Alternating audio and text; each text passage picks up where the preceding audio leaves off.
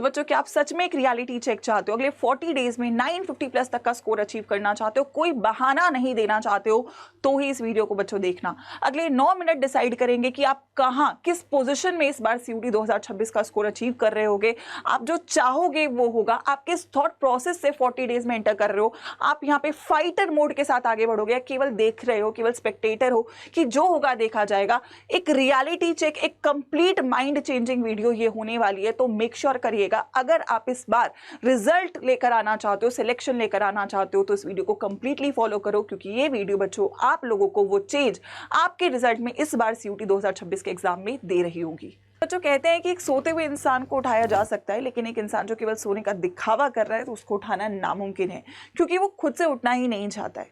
ये वीडियो भी एक हार्श रियलिटी होने वाली है हर उस बच्चे के लिए जो सीयूटी का इस बार एग्जाम दे रहा होगा। इसमें कोई भी फैब्रिकेटेड बातें नहीं होंगी।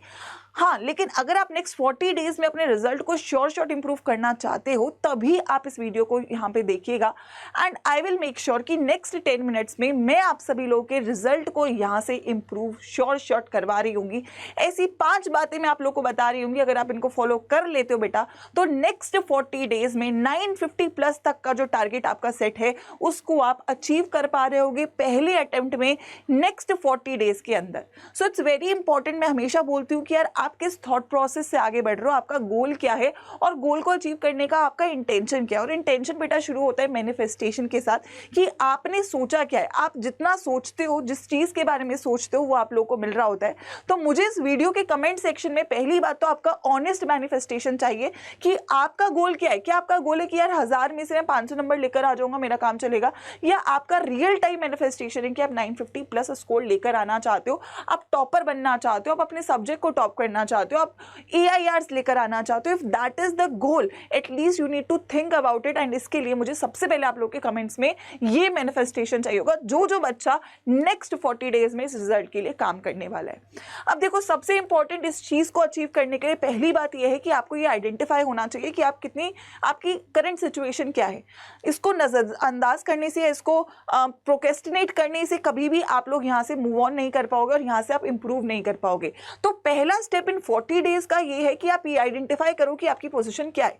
अगर आपने ड्रॉप लिया है तो क्या आपने पूरे साल पढ़ाई करी है, या आपने अभी तक फॉर एग्जांपल सिलेबस भी पूरा किया ही नहीं किया है। अगर आपने बोर्ड्स का पेपर दिया है तो बोर्ड्स के हिसाब से आपने कितनी तैयारी करी है, क्या आपके डोमेन्स प्रिपेयर हो चुके हैं, क्या आपके डोमेन्स अभी तक प्रिपेयर नहीं हुए, आपने लैंग्वेज GAT लेना है, लैंग्वेज GAT पढ़ा है नहीं पढ़ा है।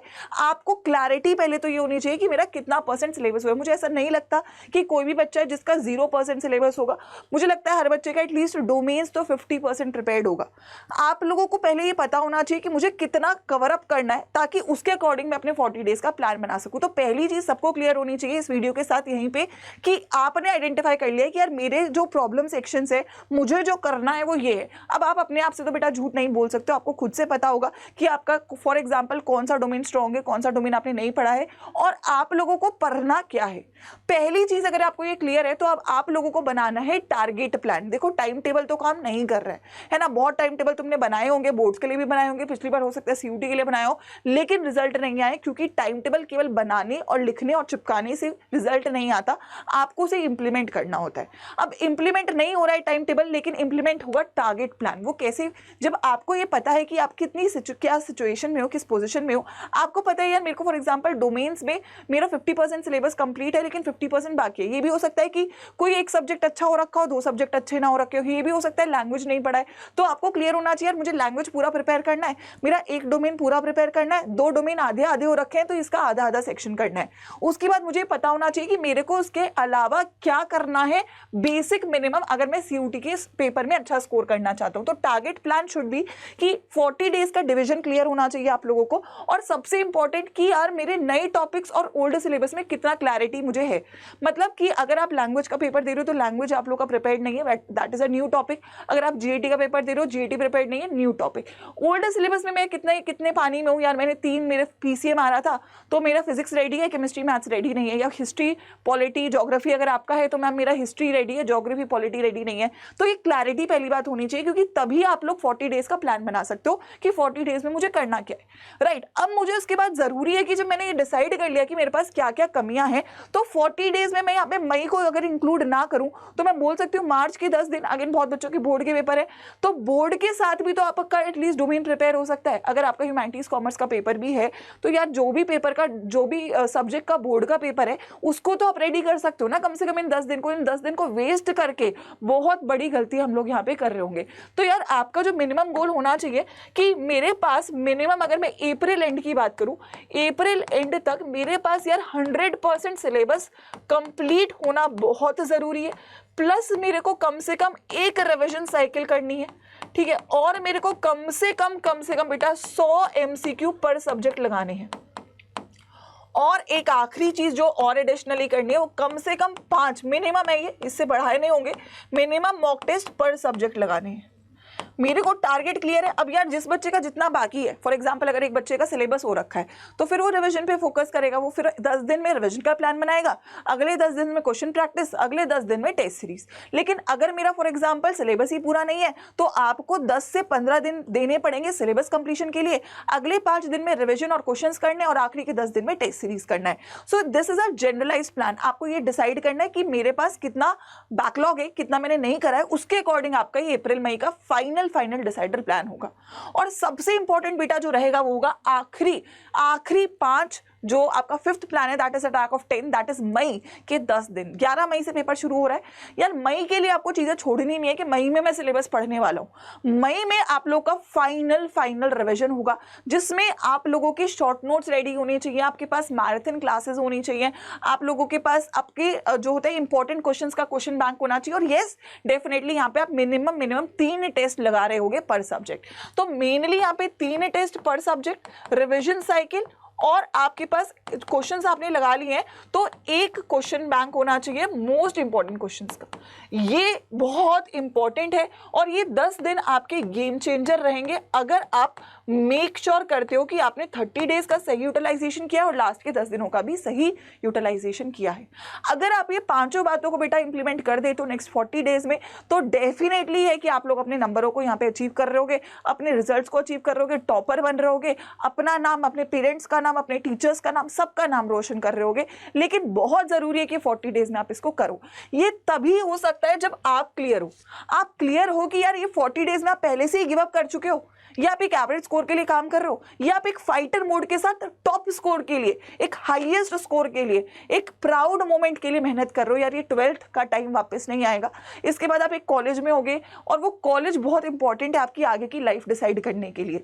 सो फाइटर एटीट्यूड के साथ आप नेक्स्ट 40 डेज बिताना चाहते हो, केवल स्पेक्टेटर की जो हो रहा है होता रहे, देखा जाएगा, जैसा रिजल्ट आएगा आ जाएगा, वो एटीट्यूड है या फाइटर एटीट्यूड है, ये बहुत इंपॉर्टेंट है। और ये डिसाइड आपको करना है अभी इसी वीडियो के साथ।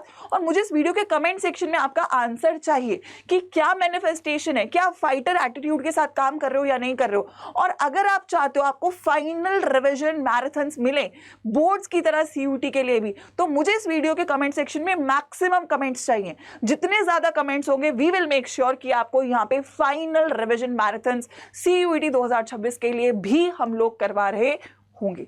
बट अब शर्त यह है कि आप कितना ज्यादा सीरियस हो इस रिजल्ट को अचीव करने के लिए। आखिरी में मैं जरूर बच्चों को बोलूंगी कि 40 डेज का टारगेट बहुत बड़ा है, लेकिन इसको इंप्लीमेंट आप तभी कर सकते हो बेटा जब आपके पास बेस्ट कंटेंट हो, बेस्ट स्टडी प्लान हो, आपको भटकना ना पड़े, आपके पास ये सारा स्टडी प्लान, ये 40 डेज में ये करना है, अब ये करना है, अब ये करना है, एक जगह पे हो, हर सब्जेक्ट के लिए हो, और आप लोगों को बेस्ट मेंटरशिप मिल रही है। और उसके लिए मैं बोलूंगी बेटा प्रतिज्ञा बैच से बढ़िया कुछ नहीं है सीयूटी 2026 के लिए। हर स्ट्रीम के लिए बैच है। 20 मार्च यानी कि कल से बैच शुरू हो रहा है। जो बच्चा वीडियो को लेट देख रहा होगा उसको भी मैं बोल देती हूँ, 20 मार्च से ओरिएंटेशन है।